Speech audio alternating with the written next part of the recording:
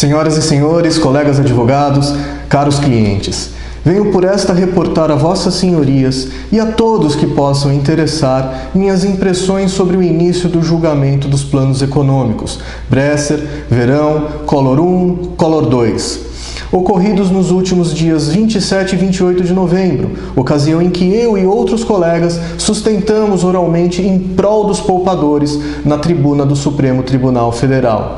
Inicialmente, informo que, por decisão do presidente do STF, ministro Joaquim Barbosa, com fundamento na complexidade e no interesse social que a causa representa, o julgamento se dará em 4 sessões, realizadas em 4 dias. Ainda, em razão da proximidade com o recesso da Corte, decidiu-se pela cisão do julgamento em 2 partes, a saber, a primeira, que foi realizada nos dias 27 e 28 de novembro, em que foram apresentadas as sustentações orais daqueles que defendem os bancos e daqueles que defendem os poupadores.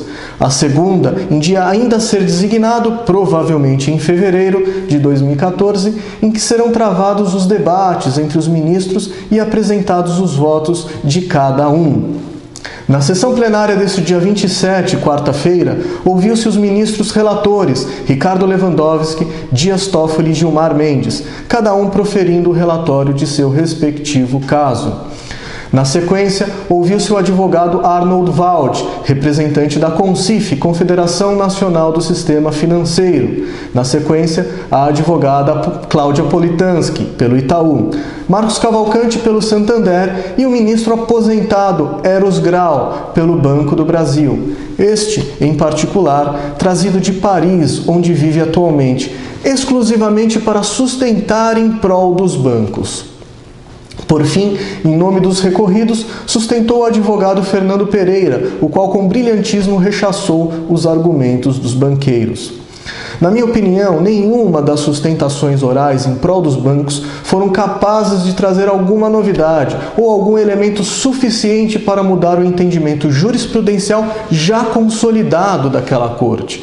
Diferente do advogado Luiz Fernando Pereira, que trouxe toda a verdade sobre o tema, calando as vozes dos banqueiros. No dia seguinte, no dia 28, quinta-feira, retomado os trabalhos, sustentou o advogado-geral da União, ministro Luiz Inácio Adams, que defendeu os banqueiros, sustentando que a União será obrigada a pagar a conta dos banqueiros por tais ações, por ser ela a autoridade monetária quem editou os indigitados planos econômicos. Na sequência, também em defesa dos bancos, sustentou o procurador-geral do Banco Central, Dr. Isaac Sidney Menezes, defendendo que o pagamento das ações colocaria em risco todo o sistema financeiro nacional. Em prol dos poupadores, o assessor jurídico do Conselho Federal da OAB, o Dr. Oswaldo Pinheiro Ribeiro Júnior, defendeu que não estamos discutindo a constitucionalidade dos planos econômicos, mas sim o efeito retroativo que os banqueiros empregaram a ela, como também rechaçou os argumentos de quebra no sistema financeiro. Pelo IDEC, sustentou o brilhante colega, ao qual eu nutro uma profunda admiração e respeito, o advogado e professor Walter José Fayad de Moura, que nos ensinou que a atividade bancária é exercida em caráter privado, de sorte que não há engessamento em sua atividade capaz de gerar a responsabilidade da União por seus atos, como também argumentou inexistir risco para a economia, caso confirmada a jurisprudência atual, que reconhece o direito dos poupadores. Ainda a advogada paranaense Gisele Passos defendeu o direito dos poupadores quanto ao plano Collor 1, relativamente aos valores não bloqueados, os quais permanecem depositados nas cadernetas de poupança. Encerrando o segundo dia de julgamento, fui eu o último a sustentar, ocasião em que defendi a simplicidade da tese que cerca os planos Bresser e Verão, a relação particular pertinente aos contratos de caderneta de poupança. Reiterei os 303 julgados do STF, os quais reconhecem o direito dos poupadores. Inclusive citei decisão da lavra do ministro Eros Grau, o qual decidiu de forma absolutamente contrária ao defendido por ele mesmo em sua sustentação oral neste julgamento. Defendi que não há risco para a economia, mas que ainda assim, se realmente houvesse tal risco, o STF poderia defender ambos os interesses, ainda que colidentes, definindo uma forma ou uma estratégia de pagamento que não coloque em risco o sistema financeiro e, ao mesmo tempo, garanta o direito dos poupadores. Terminei meu discurso ponderando que entre os pareceres dos notáveis contratados pelos bancos para defendê-los e as milhares de vozes de poupadores indignados com seus valores expurgados pelos bancos, eu fico com estes últimos. Entre as dezenas de teses e pareceres subscritas pelos mais renomados advogados contratados pelos bancos e os 303 julgados desta corte, eu fico com estes últimos.